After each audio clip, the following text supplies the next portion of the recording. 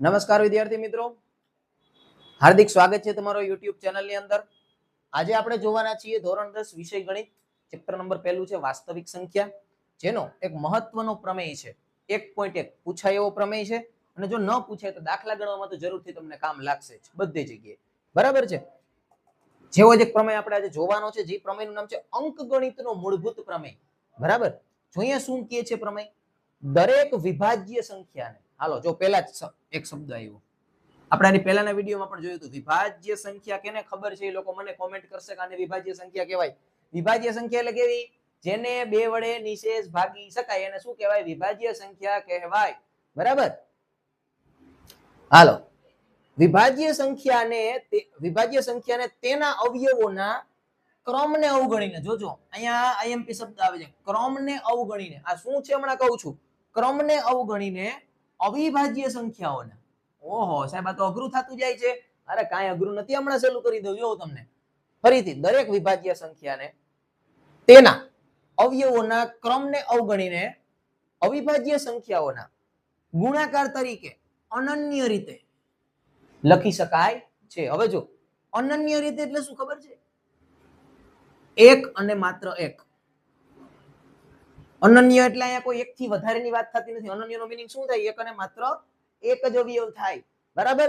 જો હવે સમજીએ શું કીધું. વિભાજ્ય સંખ્યા, હાલો હું એક વિભાજ્ય સંખ્યા 12 લઉં છું. આ વિભાજ્ય સંખ્યા છે તો કે હા ભાઈ છે. શું કરવા, કેવી રીતે ખબર પડી? તો કે જો હું બે વડે નિશેષ બે વડે ભાંગું છું તો મને શેષ શું મળે છે?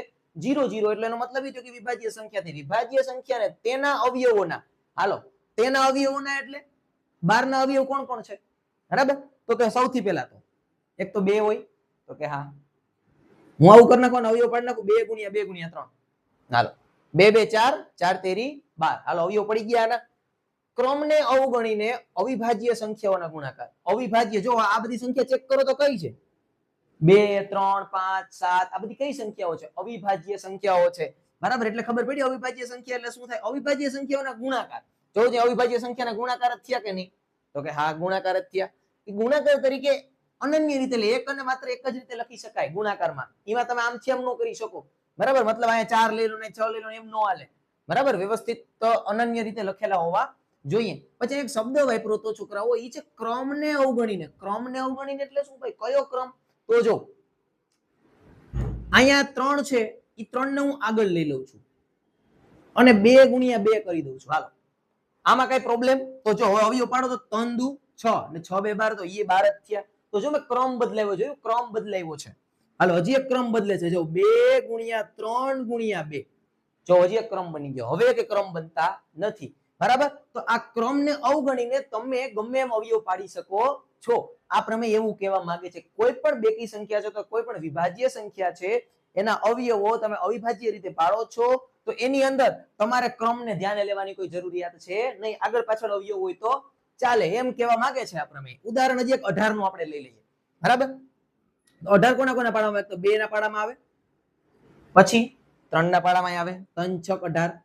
પછી કોના પાડામાં આવે? હજી 9 ના પાડામાં આવે, 9 2 18. બરાબર. હાલો 9. હજી કોઈના પાડામાં આવે? 18. 18 ના પાડામાં આવે. હાલો આવી ગયો ભાઈ યાદ. હાલો 18 ના પાડામાં આવે. બરાબર. હવે જો આને જરાક તમે ફેરવો, આપણે ક્રમ ફેરવીએ છીએ. 2 ગુણ્યા 9 ગુણ્યા 3 ગુણ્યા 18. હાલો હજી ફેરવું છું. 18 ગુણ્યા 2 ગુણ્યા 9 ગુણ્યા 3. હાલો હજી ફેરવું છું. 9 ગુણ્યા 3 ગુણ્યા 2 ગુણ્યા 18. ગમે એમ તમે કરો, અવયવ તો એના ઈ જ રહેવાના છે. એનાથી કાંઈ ફરક લાંબો પડવાનો છે નહીં. બરાબર. મતલબ કે તમારામાં કરવાનું શું છે? તો કે તમારે ખાલી આના અવયવ જ પાડવાના છે. પણ કેવા અવયવ? કે કદાચ ક્રમ તમે આગળ પાછળ કરો ને તો કાંઈ ફરક પડે નહીં. એવા અવયવ તમારે આના પાડવાના છે. એવું તમને આ પ્રમેય કહે છે. હવે આ પ્રમેયનો ઉપયોગ ક્યાં થાય એમ છે આગળના ચેપ્ટરમાં? તો કે √2, √3, √5 જેવી મતલબ છાપરાવાળી જે સંખ્યાઓ છે, એ સંખ્યાઓને અસમય સાબિત કરવા માટે આનો ઉપયોગ થશે આ પ્રમેયનો. બીજો ઉપયોગ તો કે સમય સંખ્યા P/Q વાળું જે સ્વરૂપ હોય એનું દશાંશ સ્વરૂપ છે એનું, એ શાંત છે કે અનંત છે તે નક્કી કરવા માટે પણ આનો ઉપયોગ થાય છે. બરાબર. એટલે બે ઉપયોગ છે. એક માર્કમાં કદાચ પૂછાઈ જાય. બરાબર. ફરીથી જોઈ લઈએ પ્રમેય શું કહે છે. 1.1. બરાબર. તો કે અંકગણિતનો મૂળભૂત પ્રમેય છે. એક તો શું કીધું એની અંદર? તો કે દરેક વિભાજ્ય સંખ્યાને તેના અવયવોના ક્રમને અવગણીને અવિભાજ્ય સંખ્યાઓના ગુણાકાર તરીકે અનન્ય રીતે લખી શકાય, એકને માત્ર એક જ રીતે લખી શકાય છે. બરાબર. હવે જો આપણે નવીઓ પાડીને જોઈ લઈએ તો કે ભાઈ 2 × 2 × 3 એટલે 2 2 4 4 તેરી 12. હાલો હું ક્રમ ફેરવું છું, 3 ને આગળ લઈ લો, 2 2 ને પાછળ જવા દો, ફરીથી બગડો આગળ લઈ લો, તગડો વચ્ચે રાખું, બગડો આગળ આ પાછળ લઈ લઉં છું, કાંઈ ફેર પડતો નથી. બરાબર. એવી જ રીતે આપણે 18 નું પણ કરી શકીએ. ધારો કે આ તો આપણે નવીઓ પાડ્યા, હજી એક વસ્તુ થઈ શકે જો અહીંયા. બરાબર. આ હંમેશા બધી વસ્તુ આ બધી ટેકનિક યુઝ કરી લેવાની. જો આપણે ફેરવીએ થોડું, 2 તેરી 6 6 તેરી 18 થઈ ગયા. 2 તેરી 6 6 તેરી 18 સેમ આના જેવું સ્વરૂપ થઈ ગયું. જો હવે આનો ક્રમ ફેરવું છું, જો 3 × 2 × 3. હાલો થઈ ગયું. હવે હજી એક વસ્તુ કરી શકાય કે નહીં અહીંયા, 3 × 3 × 2. હાલો કાંઈ ફરક પડ્યો, ક્રમ સેમ ઈનો ઈ જ છે આપણો. બરાબર. અને અવિભાજ્યના બધા અવિભાજ્ય પણ થઈ ગયા. બરાબર છે. બીજું આનો ઉપયોગ ક્યાં થઈ શકે તો √2 મતલબ √ વાળી કોઈ પણ સંખ્યા છે એને તમારે અસમય સાબિત કરવી છે તો એની અંદર એનો ઉપયોગ થઈ શકે. બીજું સમય સંખ્યા p અને q નું સ્વરૂપ દશાંશ છે કે શાંત છે એ અથવા તો અનંત છે એ નક્કી કરવા માટેનો ઉપયોગ થાય છે.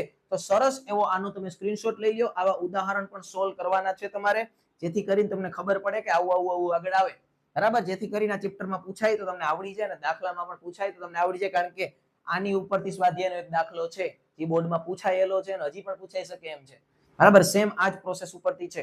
બરાબર છે. તો સરસ એવો તમે આનો સ્ક્રીનશોટ લઈ લ્યો જેથી કરી અને તમારે જો બોર્ડની અંદર પૂછાય તો તમને આવડી જાય.